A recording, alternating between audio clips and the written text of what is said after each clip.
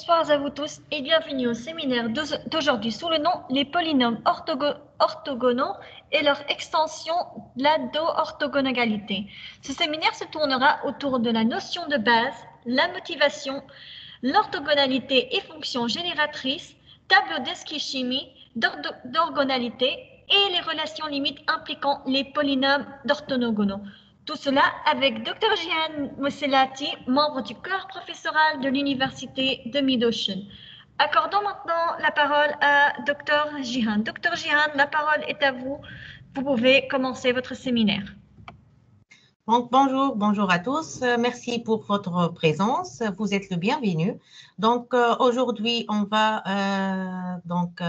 étudier quelques notions de polynômes orthogonaux dans cet exposé intitulé Les polynômes orthogonaux et leur extension.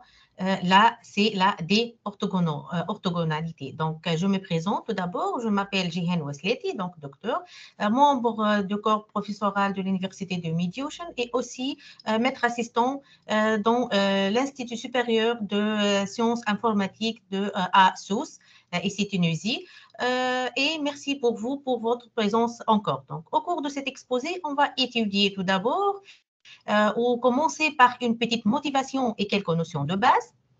Puis, dans un premier lieu, on va étudier l'orthogonalité et les fonctions génératrices. Dans un second lieu, on va étudier le tableau d'Ascay-Scheme. Et puis, on va donner quelques notions et la définition de la déorthogonalité comme étant une extension de l'orthogonalité standard. Et comme un problème de caractérisation est un problème très important pour les polynômes déorthogonaux, on va étudier le problème de caractérisation des polynômes déorthogonaux. Donc, commençons par une petite motivation. Donc, les polynômes orthogonaux, c'est un sujet qui a intéressé un nombre immense de mathématiciens, notamment Adrien-Marie Legendre, qui a établi les fameux polynômes de Legendre, et ceci dans le cadre de mécanique céleste. La théorie du polynôme joue un rôle à importance inégale dans le développement de plusieurs axes de recherche, à savoir l'analyse harmonique, l'analyse spectrale, théorie de graphes, approximation, donc plusieurs domaines. Donc de plus, et essentiellement avec l'avènement des ordinateurs, les polynômes orthogonaux sont devenus des outils primordiaux dans les volets de l'approximation, imagerie, cryptographie, ainsi de suite. Donc, un des aspects de la théorie des polynômes orthogonaux est leur étude en tant que fonction spéciale. Donc, en effet, les polynômes orthogonaux les plus connus dans la littérature mathématique peuvent être écrits comme des séries hypergéométriques finies, FPQ, définies par cette expression-là. Donc, ceci est une expression hypergéométrique qu'on peut utiliser pour exprimer quelques notions ou quelques fonctions de fonctions spéciales. Donc, cette expression hypergéométrique est la suivante, FPQ ici, AP, BQ, Z, qui est égale à la série du produit de AJK sur le produit de BJK, J varie de 1 jusqu'à Q, ZK, Z à la puissance Q sur K, Q factoriel. Donc, avec AP égale A1 jusqu'à AP et BQ égale à B1 jusqu'à BQ. Et AN ici, ce AN-là, entre crochets N, désigne le symbole de Pocamère donné par. Donc, A indice N, ici, c'est le symbole de Pocamère qui est égal à 1 si N égale à 1, à 0, et A fois A plus 1 fois A plus 2 fois A plus 3 jusqu'à A plus N moins 1, si N égale à 1, 2, ainsi de suite, lorsque ce N, c'est-à-dire si N appartenant à N. Donc, en fait, l'analyse mathématique regroupe sous le terme de fonction spéciale un ensemble de fonctions analytiques non élémentaires dont l'usage est très fréquent. Parmi ces fonctions les plus rencontrées, citons ici les fonctions gamma, donc les fonctions bêta. Donc, il y a beaucoup de fonctions, donc les fonctions hypergéométriques, les polynômes, notons que certaines familles de polynômes orthogonaux tels que le polynôme de Jacobi, polynôme d'Hermite, le polynôme de Laguerre aussi, sont aussi considérés comme des fonctions spéciales. Donc, d'ailleurs, l'unification de l'étude de polynômes orthogonaux et fonctions spéciales a une histoire très, très riche et remontant au 19e siècle, lorsque le mathématicien et le physicien ont essayé de résoudre de différentiels, de différents problèmes pour étudier donc, ces polynômes orthogonaux. Donc, la résolution de ces problèmes permet d'étudier la classification des polynômes orthogonaux. Comme résolution des équations différentielles le plus important de la physique mathématique. Et depuis lors, le polynôme orthogonaux et fonctions spéciales se sont transformés en un sujet standard en mathématiques qui est piloté par des applications. Donc, ces applications sont nombreuses. Donc, on peut citer, par exemple, pour donner la valeur ou pour bien comprendre la valeur de ces polynômes orthogonaux, on peut citer les trois suites principales des polynômes orthogonaux classiques, tels que les polynômes d'Hermite, Laguerre et Jacobi. Ce sont des polynômes classiques orthogonaux classiques, donc qui contrôlent les fonctions d'onde des états de la mécanique quantique de nombreux systèmes de physique avec une équation de Schrödinger résolvable analytiquement. Et de plus, plusieurs modèles en physique classique et quantique sont résolus en utilisant les théorèmes de polynômes discrets classiques. Donc, des exemples importants de tels systèmes sont les oscillateurs discrets de Charlier, Krautchuk et Mixner.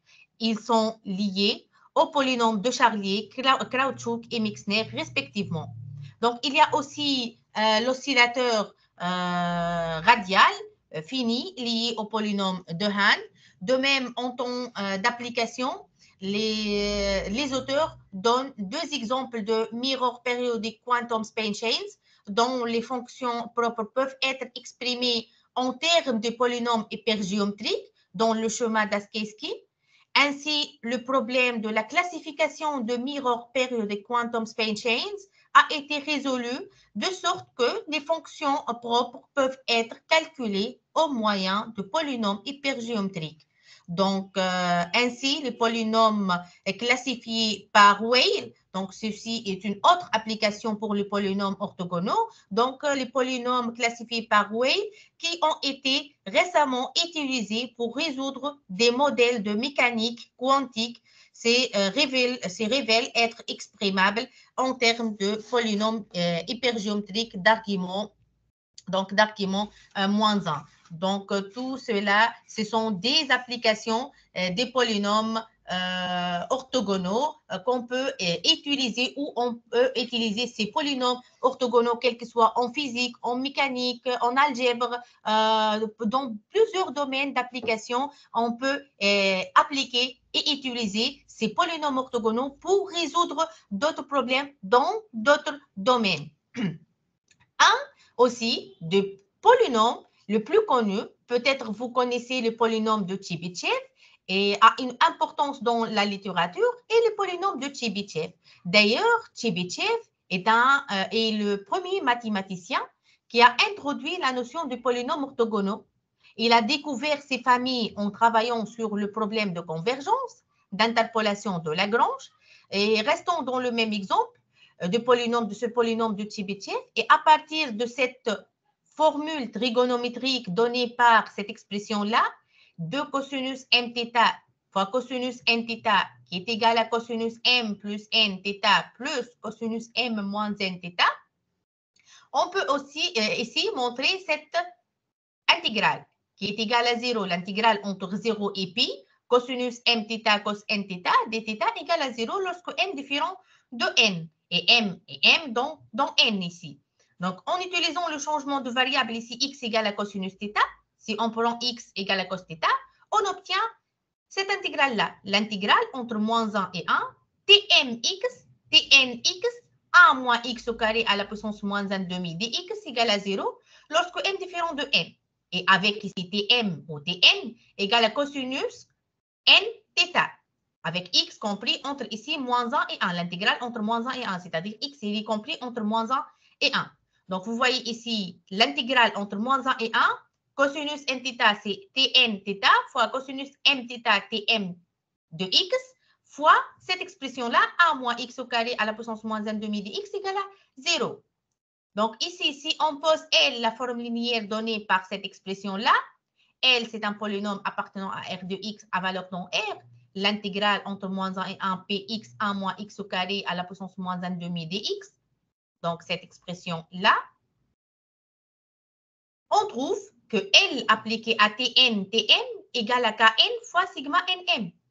Sigma Nm, ici, c'est le symbole de Kronecker défini par cette expression-là. Donc, 1 si n égale à m et 0 si non. Donc, ceci, en fait, représente une forme de l'orthogonalité. Donc, c'est on voit bien ici comment on commence par cette expression de formule de trigonométrique jusqu'à arriver à cette expression-là. Donc, ceci, LTN TM égale à sigma n, Kn sigma nm, c'est en fait la définition de l'orthogonalité de polynôme. Ceci représente le polynôme de Chebyshev. Donc, on a dit que Chebyshev, il a découvert ces familles et il a travaillé sur ces familles de polynômes, donc dont convergence d'interpolation de Lagrange. Donc, une telle propriété rend ces polynômes très utiles, ces polynômes, c'est-à-dire de Chebyshev. En fait, cette famille de polynômes s'appelle suite de polynômes de Chebyshev de la première espèce, parce qu'il y a de secondes espèces. Elle est découverte par Chebyshev, comme on a dit, lorsqu'ils sont travaillés sur le problème de convergence des interpolations de Lagrange. On peut démontrer qu'en choisissant les racines du polynôme de Chebyshev comme point d'interpolation, on minimise l'erreur commise donc par comme un point d'interpolation. On minimise l'erreur commise par cette interpolation. Donc, les polynômes de Chebyshev permettent aussi de démontrer le théorème de Weierstrass.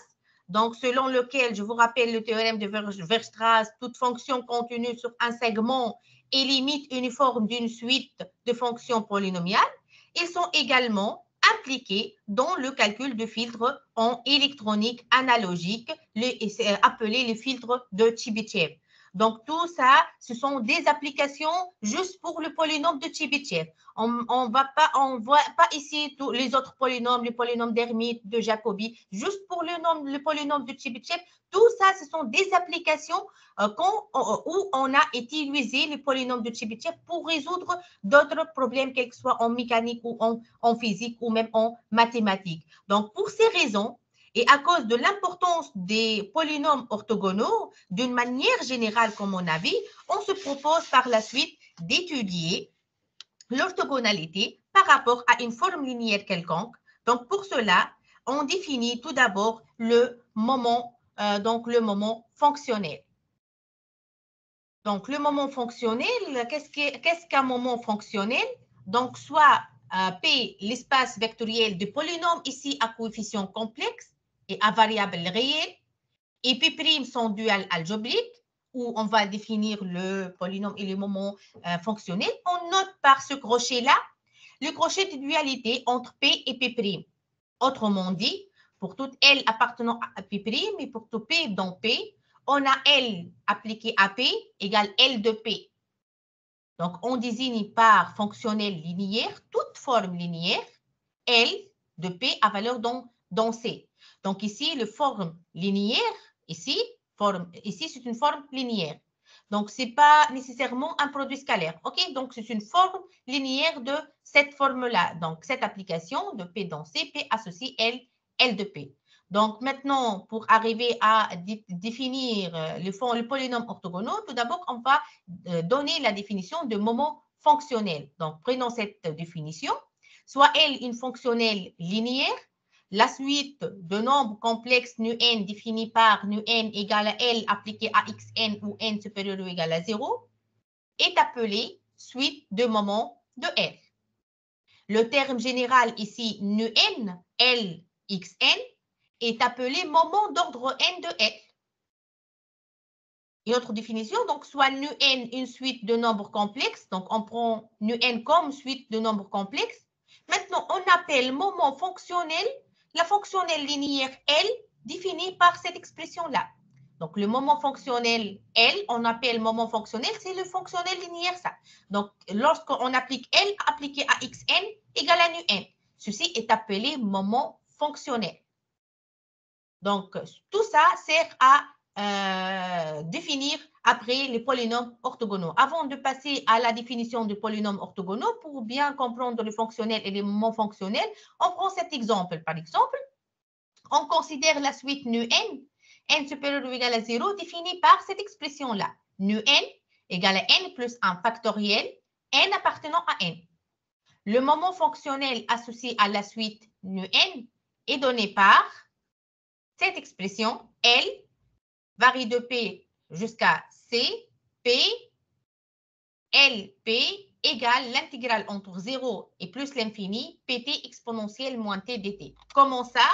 Donc, en effet, en utilisant la définition de la fonction gamma de l'air pour toute n dans n. Donc, on obtient, on commence, on a dit, on veut déterminer le moment fonctionnel nu n, tel que nu n égale à n, le fonctionnel, tel que nu n égale à n plus 1 factoriel. Donc, on commence par nu n égale à n plus 1 factoriel. On sait par définition que n plus 1 factoriel égale à tau n. Donc, ceci est égal à l'intégrale entre 0 et plus l'infini, x à la puissance n, fois exponentielle moins x dx, qui est égal à la fois L appliqué à xn. Donc, L appliqué à xn, donc L, c'est l'intégrale entre moins l'infini, entre 0 et plus l'infini, exponentielle moins x dx, c'est la forme linéaire ici pour ce moment fonctionnel nu n égale à n plus 1 factoriel. Maintenant, on peut définir le polynôme orthogonaux. Donc, la définition du polynôme orthogonaux, avant de passer à la définition standard, on veut définir le polynôme canonique. Qu'est-ce que ça veut dire une suite polynomiale canonique? Donc, en fait, soit Pn est une suite polynomiale, on dit que Pn est une suite canonique si le degré de Pn égale à n pour toute n dans n. Donc, lorsque vous avez une suite polynomiale et les degrés de votre suite polynomiale égale à n, on dit que cette suite polynomiale égale à n. Donc, OK? Donc, maintenant, on va passer à la définition du suite polynomiale maintenant orthogonale. Soit Pn est une suite polynomiale canonique. Donc, maintenant, on sait qu'est-ce que ça veut dire suite polynomiale canonique, c'est-à-dire le degré égal à n. Et L, un moment fonctionnel. Aussi, on sait qu'est-ce que ça veut dire moment fonctionnel. On dit que Pn est une suite polynomiale orthogonale par rapport à L, par abréviation OPS, si pour toute nm dans n, on a cette condition d'orthogonalité, ces deux expressions-là. Donc, on a deux conditions d'orthogonalité. L appliquée à Pn, Pm égale à 0, si n différent de n, et L de Pn au carré de x différent de 0.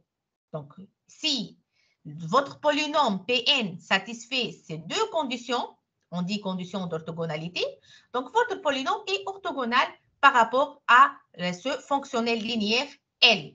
Donc, en particulier, si L de Pn au carré x, c'est-à-dire L, Pn, Pn égale à 1, on dit que Pn est une suite polynomiale orthonormale. Orthonormale, c'est-à-dire le scalaire égale à 1, le Kn égale à 1. Donc, quelques remarques ici. Les conditions I et 2I, ici, ces conditions d'orthogonalité, cette condition et cette condition de notre définition, peuvent être remplacées par cette expression-là. L appliqué à Pm, Pn égale à Kn sigma Nm, avec sigma Nm désigne le symbole de Kronecker comme on a défini déjà. Donc, parce que le symbole de Kronecker, on a dit qu'il est égal à 0 ou 1, si n égale à m ou si n différent de m. Donc, Pn est une suite, finalement, Pn est une suite polynomiale orthonormale, alors on obtient L de Pnx fois Pmx, L appliqué à Pn, Pm égale le symbole de Kronecker sigma Nm, c'est-à-dire égal 0 ou 1. Maintenant, donc, à après avoir défini l'orthogonalité par rapport à un fonctionnel linéaire, donc on va focaliser maintenant notre étude sur le problème d'existence donc, ou un problème de caractérisation de polynômes orthogonaux. Donc, des conditions équivalentes à notre définition de polynômes orthogonaux sont données par ce théorème-là. Donc, soit L, un moment fonctionnel, on sait qu'est-ce que ça veut dire moment fonctionnel, on a donné la définition de moment fonctionnel et on a donné la définition de polynôme canonique de P. Alors, les assertions suivantes sont équivalentes. Ceci, c'est une caractérisation pour faciliter comment on démontre un polynôme orthogonal. Donc, Pn est une suite polynomiale orthogonale par rapport à L. Ceci est équivalent à dire que L de P de x fois Pn de x égale à 0. Pour tout, qu'est-ce que le P de x? Pour tout polynôme P de x de degré m inférieur strictement à n. Il faut le degré de P de x ici m inférieur strictement à n le degré de polynôme P de x. Alors que L de P de x fois Pn de x différent de 0 si n égale à m. Si n égale à m. Et celle-là et celle-là, A et B, sont équivalents à dire, on dit que Pn est une suite polynomiale orthogonale par rapport à L. Ceci est équivalent aussi à dire que L, appliqué à x à la puissance m, Pn de x égale à Kn sigma nm, où Kn différent de 0 et m varie de 0 jusqu'à n. Donc, ceci, c'est une caractérisation de polynômes orthogonaux. Donc, pour montrer si un polynôme est orthogonal par rapport à un fonctionnel linéaire, ou bien on utilise la définition qu'on a donnée, ou bien on utilise une de ces deux assertions-là. De plus, une application de l'orthogonalité d'une suite polynomiale est donnée par ce théorème-là, ce théorème suivant. Donc, soit L, une fonctionnelle linéaire, Pn, une suite polynomiale orthogonale par rapport à L. Alors, tout polynôme pi de degré n, cette fois-ci, donc notre polynôme pi est de degré n, s'écrit sous la forme suivante. Donc, p de x égale la somme de k varie de 0 jusqu'à n, c'est kpk x, avec ck égale cette expression-là. Donc, on peut exprimer n'importe quel polynôme de degré n en fonction de notre polynôme pn qui est orthogonal. Donc, ceci est très, très important. Et même, on peut déterminer ce coefficient CK. OK? Donc, de plus, maintenant, après avoir défini l'orthogonalité par rapport à un moment fonctionnel et après avoir étudié la caractérisation de polynômes orthogonaux, maintenant, on va focaliser notre étude sur le problème d'existence d'une forme linéaire qui assure l'orthogonalité d'une suite polynomiale donnée. Parce que jusqu'à maintenant, on a étudié l'orthogonalité par rapport à une fonctionnelle linéaire. C'est-à-dire, on a le fonctionnel linéaire et on étudie l'orthogonalité. Maintenant, on veut, à l'inverse, on veut déterminer le moment fonctionnel à partir d'un polynôme orthogonal. Donc, l'existence, on a dit qu'on veut déterminer le problème d'existence d'une forme linéaire qui assure l'orthogonalité d'une suite polynomiale donnée. Pour cela, on se propose d'étudier une propriété caractéristique de polynômes orthogonaux sur l'axe réel. Il s'agit d'une relation de récurrence faisant intervenir 3 termes successifs de la suite polynomiale orthogonale. Donc, parmi d'autres, on va établir des conditions sur le coefficient de cette relation de récurrence. Donc, la relation fondamentale de récurrence est donnée par ces théorèmes-là. Donc, soit L, un moment fonctionnel quasi défini, et Pn, l'OPS. Donc, jusqu'à maintenant, on donne le fonctionnel linéaire. OK? On ne résout pas maintenant le problème. Notre problème est de chercher les fonctions linéaires à partir d'une suite polynomiale orthogonale ou un polynôme orthogonal. Donc, maintenant, on prend un fonctionnel linéaire quasi défini, et Pn, l'OPS, une suite polynomiale canonique associée à N. Alors, il existe des suites Cn et lambda n indépendantes de x, telles que Pn de x égale x moins Cn fois Pn moins 1 de x, moins lambda n Pn moins 2 de x. Donc, Pn de x égale à x Pn moins 1, moins Cn Pn moins 1, moins lambda n Pn moins 2. Donc, ceci, c'est une caractérisation de polynôme orthogonal. C'est la relation de récurrence à l'ordre 3. À l'ordre 3, avec ici lambda n différent de 0 et puis moins 1 de x égale à 0. Si de plus L est défini positif, alors on a Cn appartenant à R, notre Cn est ce coefficient Cn appartenant à R, et lambda n plus 1 strictement positif, pour n supérieur ou égal à 1. Un autre théorème important pour les relation de récurrence d'ordre 3 pour les polynômes orthogonaux. Donc, dans le cadre des hypothèses et des notions du théorème, notre théorème de récurrence, pour n supérieur ou égal à 1, on a les assertions suivantes. Donc, lambda n plus 1 est donné par cette expression-là, L de Pn au carré de x sur L Pn moins 1 carré de x. Cn égale à L appliqué à x fois Pn moins 1 carré de x divisé par L Pn moins 1 carré de x. Et L de Pn carré de x égale à lambda 1, lambda 2 jusqu'à lambda n plus 1 avec lambda 1 égale à nu 0 égale à delta 0. Le coefficient de x à la puissance n moins 1, dont Pn de x est donné par cette expression-là, moins C1 plus C2 plus Cn. Donc, maintenant, un théorème est très important.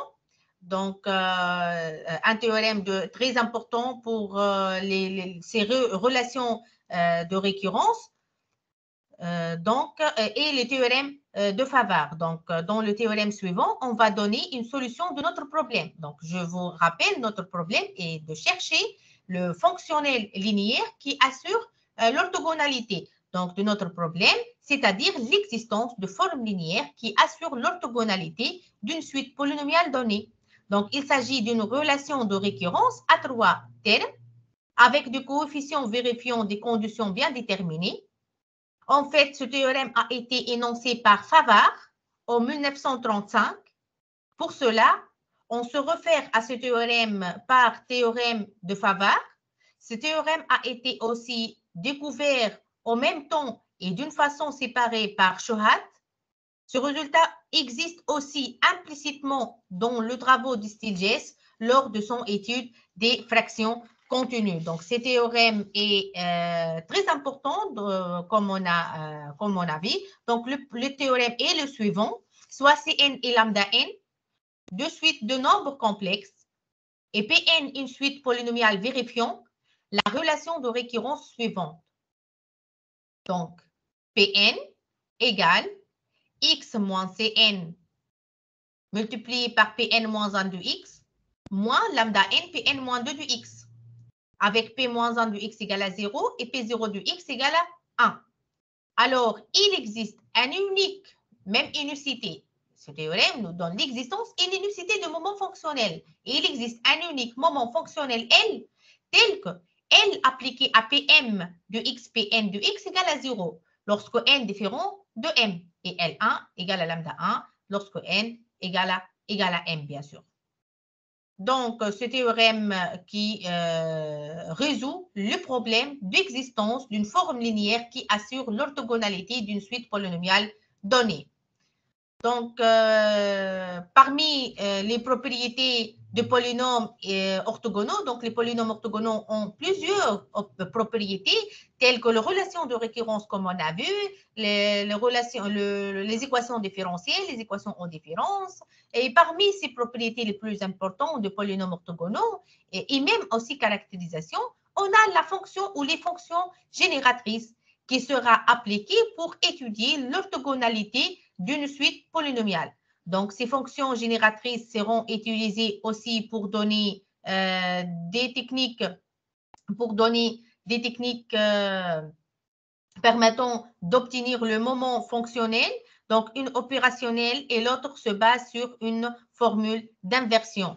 Donc, on va définir tout d'abord les fonctions génératrices. Donc, soit Fn, une suite de fonctions. On dit que Gxt est une fonction génératrice de Fn si elle s'écrit sous cette forme-là. Donc, G de xt égale la somme de n varie de 0 jusqu'à l'infini série, Cn Fn de xt à la puissance n. Avec ici Cn, donc n supérieur ou égal à 0 Cn. Donc, une suite de nombres complexes indépendants de x. Cn, ici, c'est une suite de nombres complexes indépendants de x et t, dite coefficient de normalisation. Donc, ceci, c'est une fonction génératrice qui s'écrit sous cette forme-là. Donc, comme exemple de fonction génératrice connue, très connue, donc l'exponentielle de xt. Donc, on considère la suite de monome x à la puissance n.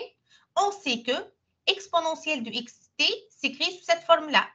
La série de 1 sur n factoriel x à la puissance n, t à la puissance n. Ainsi, g de xt égale à exponentielle xt, c'est une fonction génératrice de la suite x à la puissance n. Donc, voilà ici 1 sur n factoriel t à la puissance n, ici, et x fois x à la puissance n. Donc, g de xt égale à exponentielle xt, c'est une fonction génératrice de la suite x à la puissance n. Donc, aussi comme définition donc, de fonction génératrice, on peut trouver les fonctions génératrices à plusieurs variables. Lorsque vous n'avez pas x seulement, vous avez x1 jusqu'à xp. Donc, on prend cette définition pour définir les fonctions génératrices à plusieurs variables. Donc, soit Gn, une suite de fonctions à plusieurs variables, x1 jusqu'à xp.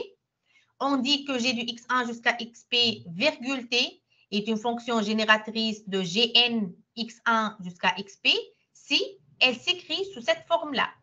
G, cette fonction génératrice à plusieurs variables, égale la série de Gn x1 jusqu'à xp fois t à la puissance n.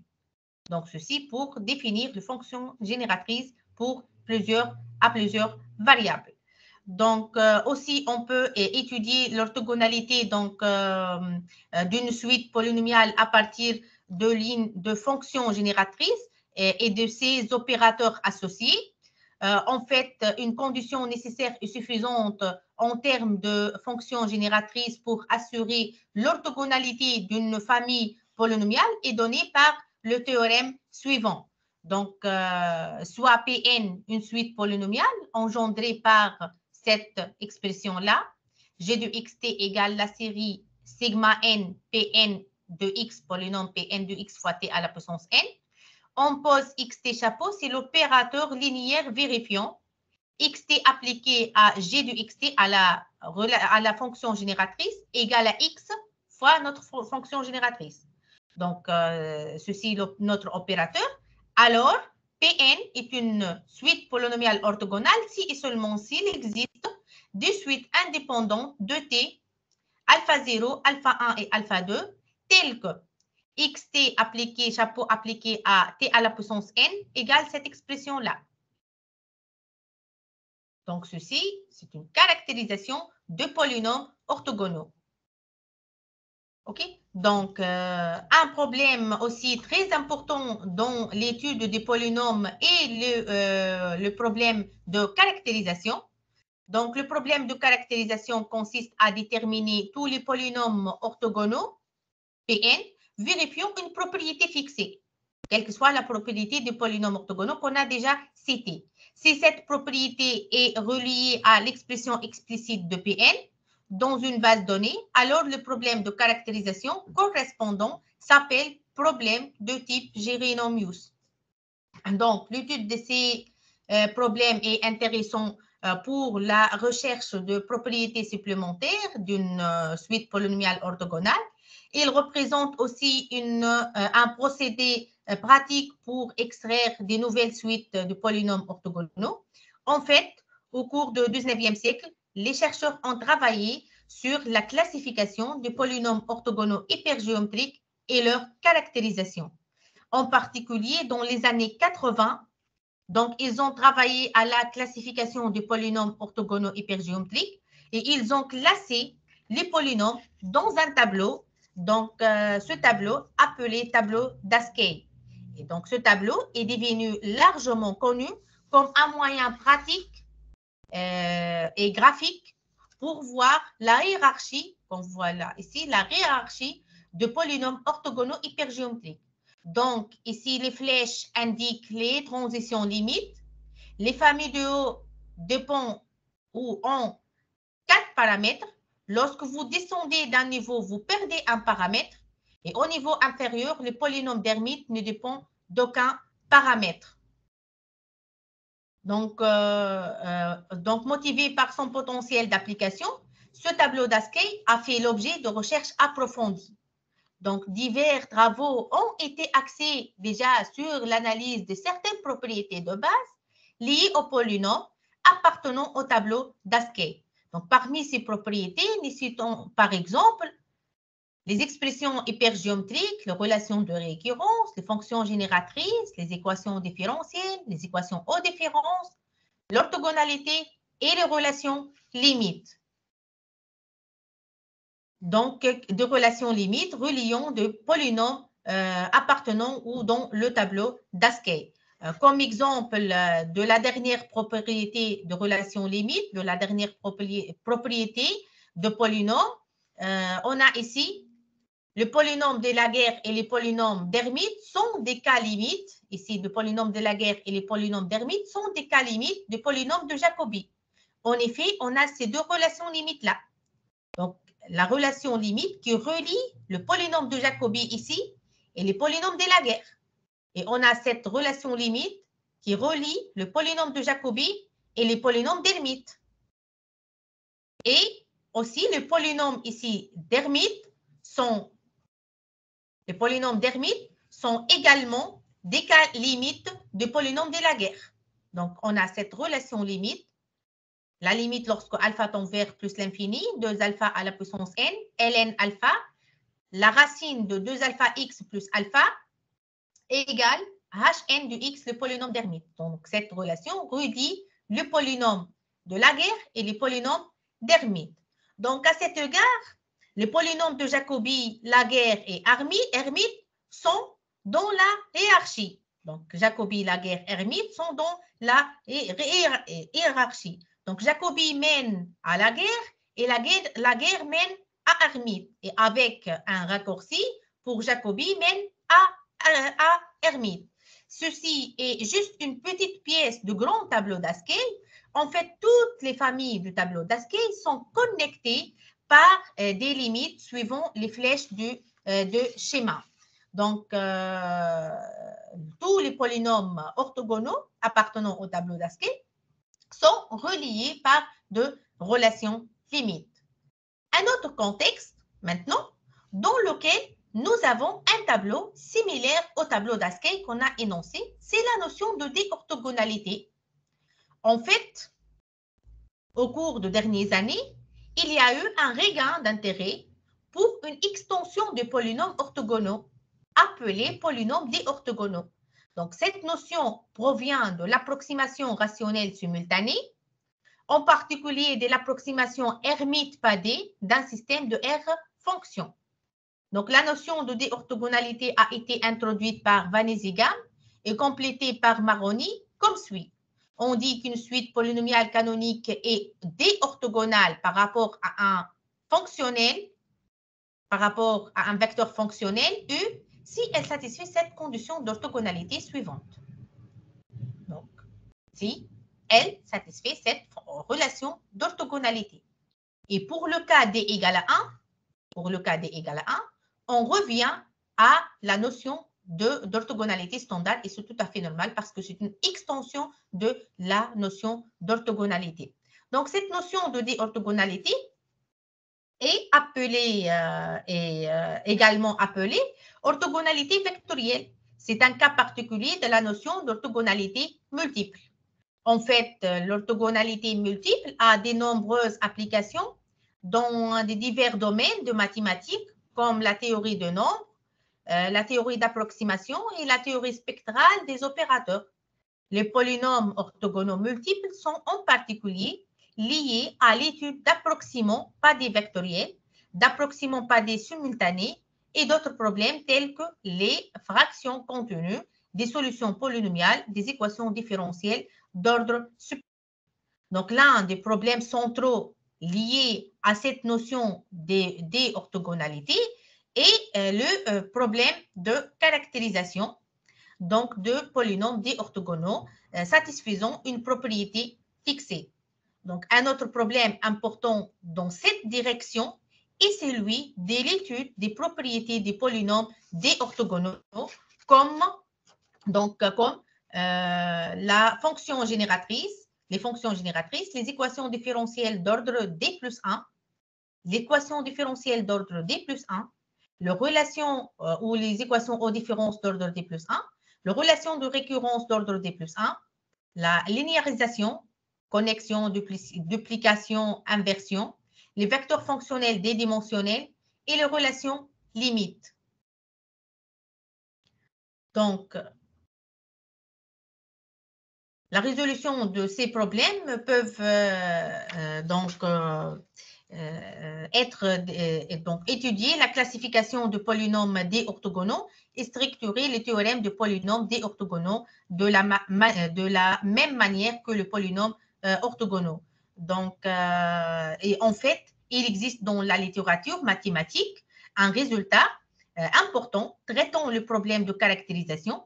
Il a été donné par Maroni, qui a montré que les conditions d'orthogonalité, de D-orthogonalité, sont équivalentes au fait que les polynômes satisfaisant cette relation de récurrence d'ordre D plus 1 de ce type-là.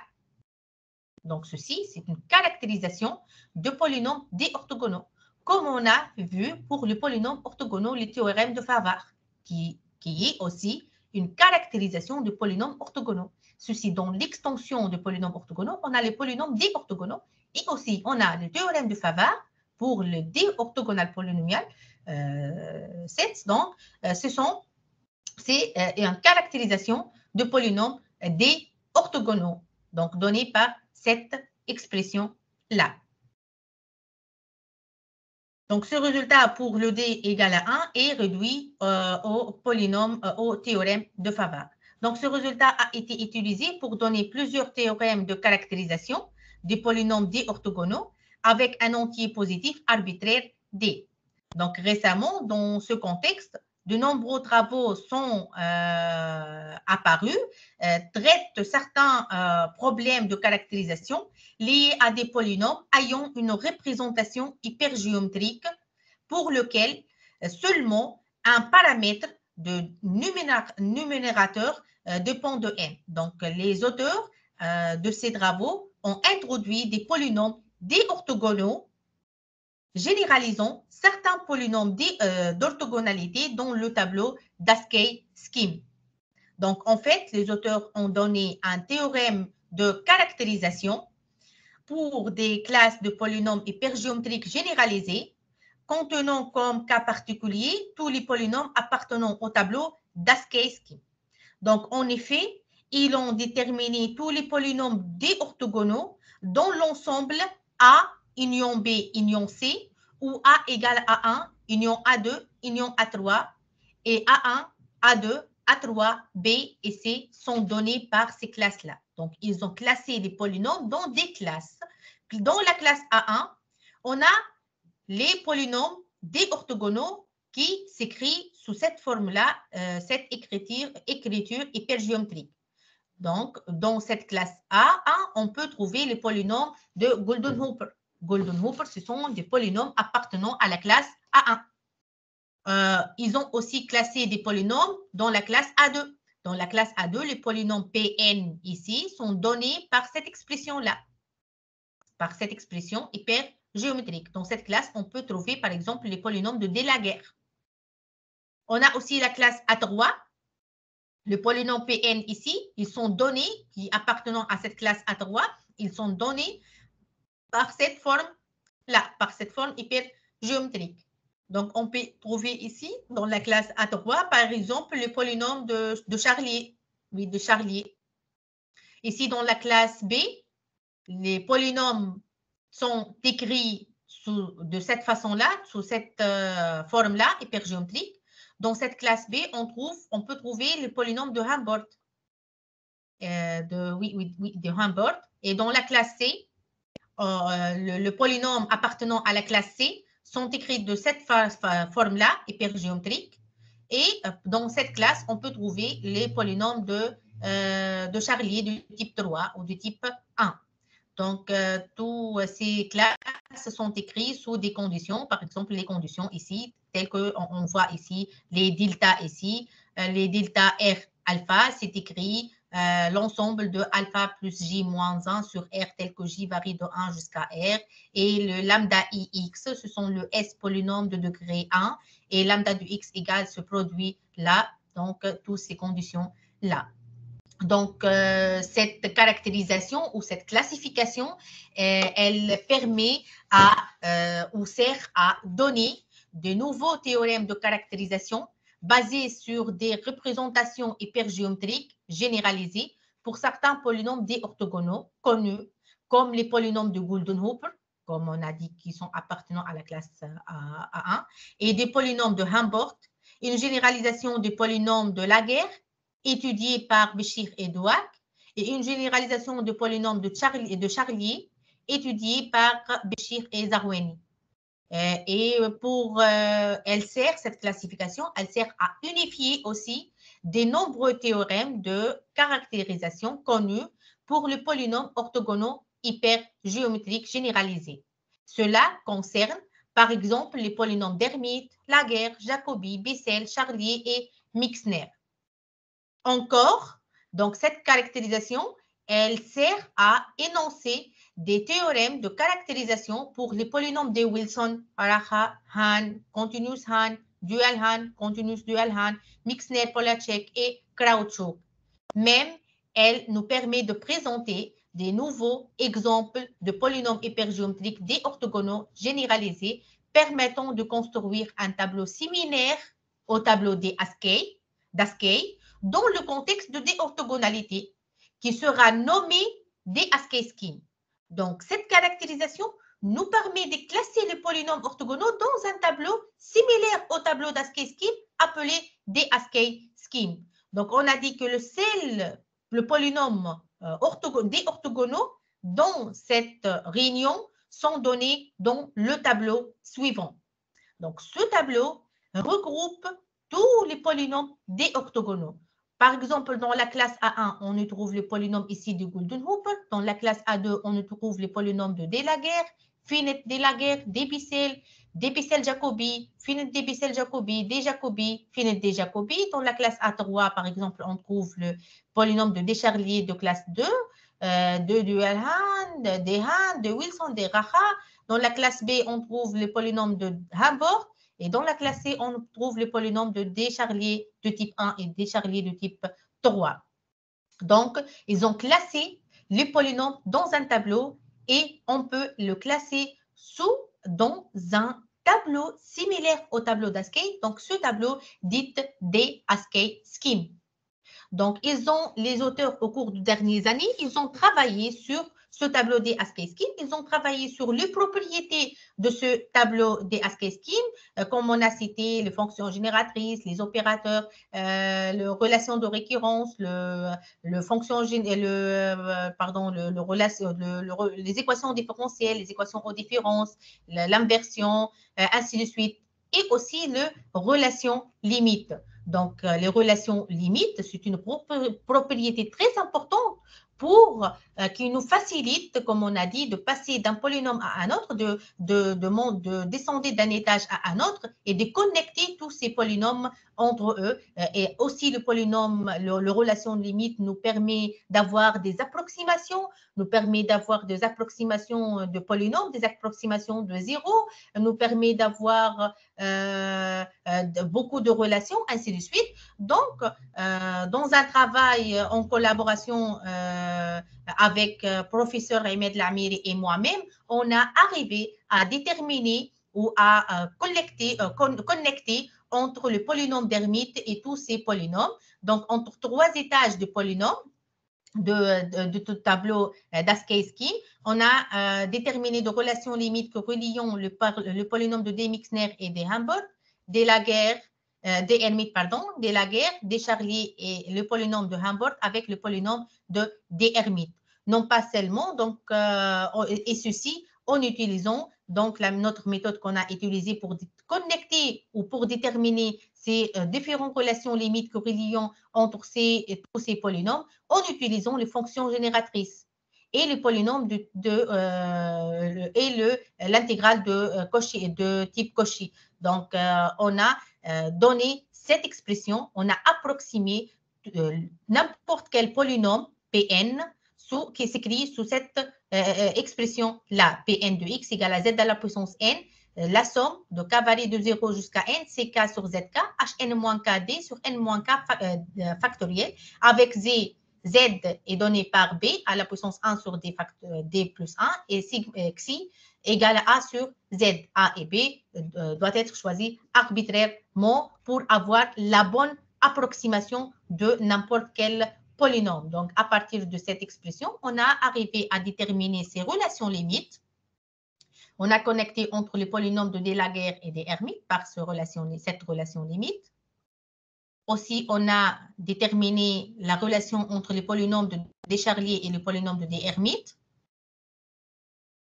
De même, entre les polynômes de De Mixner et les polynômes de des Hermites, on a cette relation limite.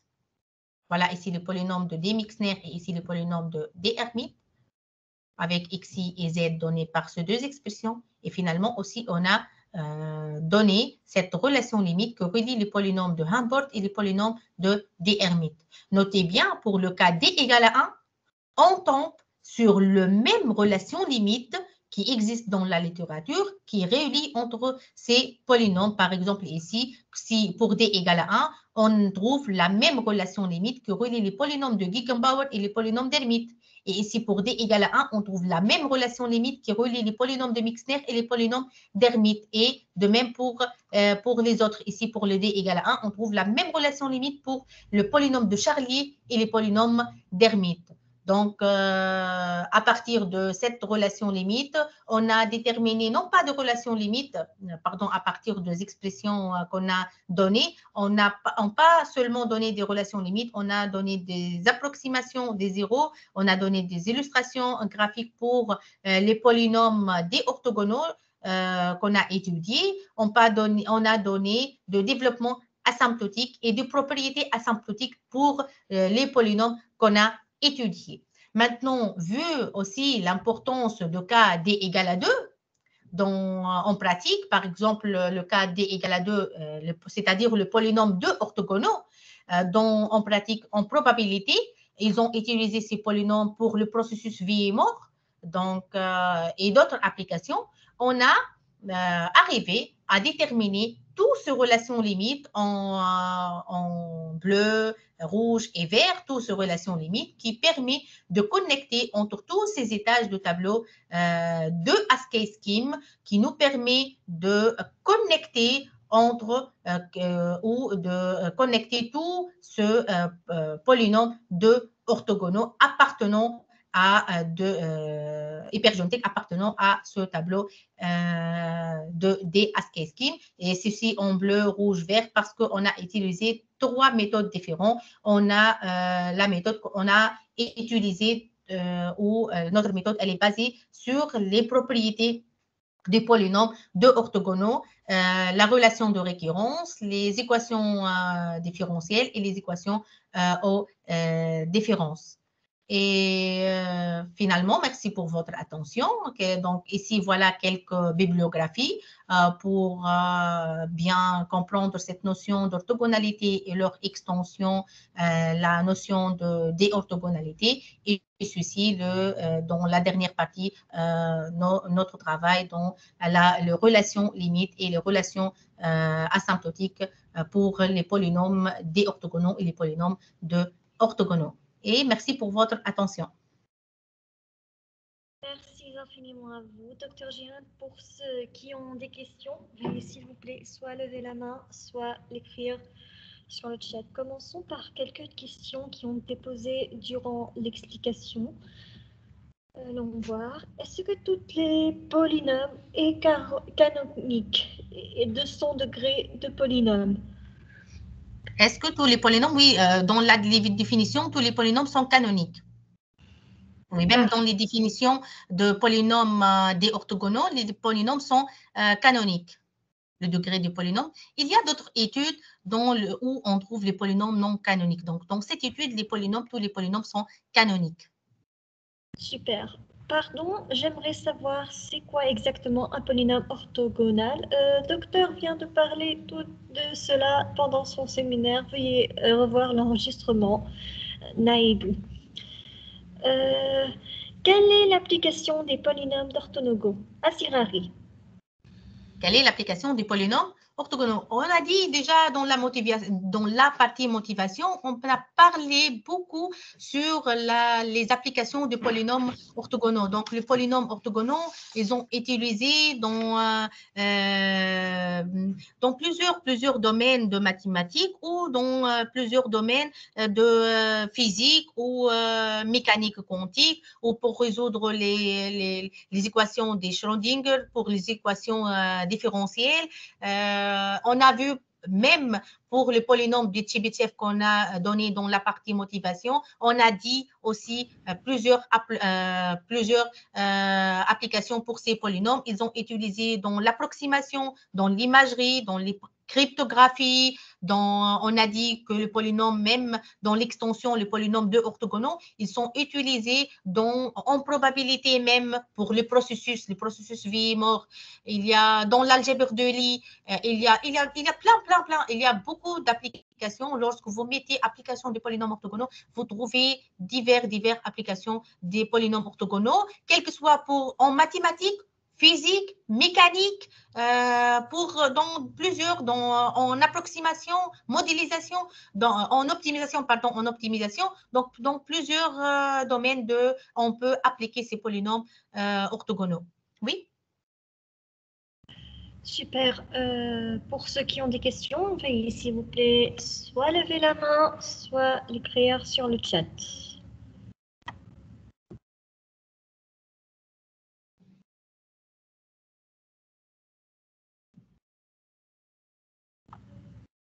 Personne? Il n'y a pas de questions.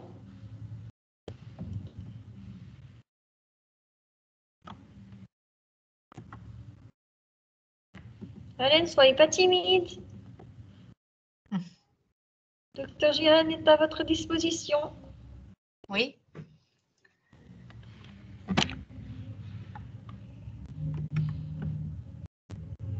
Donc, là, les polynômes des orthogonaux, même les polynômes, l'extension de polynômes orthogonaux, c'est la déorthogonalité, elle a eu plusieurs applications.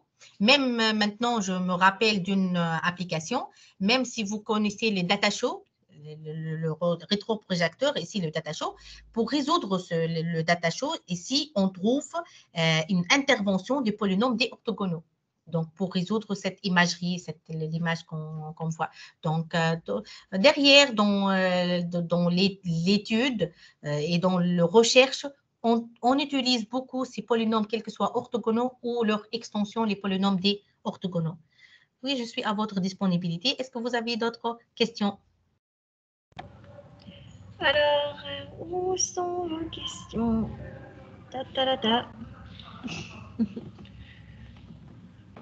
Pourquoi on vous voit trop timide aujourd'hui? Ah, voilà. Asari, la parole est à vous. Asirari, pardon. Bonsoir, j'espère que vous allez bien. Ma question est surtout sur la matrice de déorthogonalité, surtout sur le polynôme d'Hermite, sur les autres polynômes, les liaisons. Oui. Comment on a pu procéder? Oui, il y a une représentation matricielle, oui, mais je ne représente pas ici parce que les polynômes orthogonaux, ils ont beaucoup de définitions et beaucoup de théorèmes et beaucoup de propriétés. Donc, la représentation de matrice de Hankel, donc il y a une représentation matricielle. Si vous mettez la matrice de Hankel, donc vous trouvez une représentation matricielle avec les matrices. Superbe. Merci infiniment.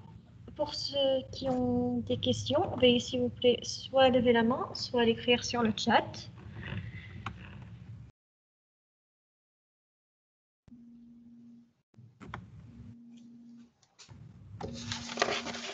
Donc, vous n'avez plus de questions, Dr. Jihan? Donc, merci bien pour votre présence. C'est bon. Donc, je crois que les participants n'ont plus de questions. À la fin de ce séminaire, Dr. Jihen, est-ce que vous voulez ajouter quelque chose? Bon, j'espère que l'exposé, vous aimez cet exposé, vous aimez plutôt la notion des polynômes orthogonaux et des polynômes déorthogonaux, et vous connaissez même un peu les applications et l'utilité de ces polynômes déorthogonaux. J'ai ravi d'exposer et de partager avec vous toutes ces notions et toutes ces informations. Donc, je suis très heureux pour votre présence et merci bien pour votre présence. Et j'espère de voir encore dans d'autres exposés. Merci bien à vous tous. Donc, voyons voir Assirari. Assirari, la parole est à vous. Bon, ça, c'est une suggestion. Je vois que ça sert mieux d'avoir soit le PowerPoint ou bien version PDF de lire avant de venir suivre le direct. Parce que on peut avoir des questions à l'instant que vous expliquez, mais après, lorsque vous passez directement, on oublie les questions qu'on avait laissées pour vous poser après. Donc, c'est peut-être ça que les autres n'ont pas eu beaucoup de questions à vous poser. Merci. OK, oui, Malak? Oui, d'accord. Nous verrons cela.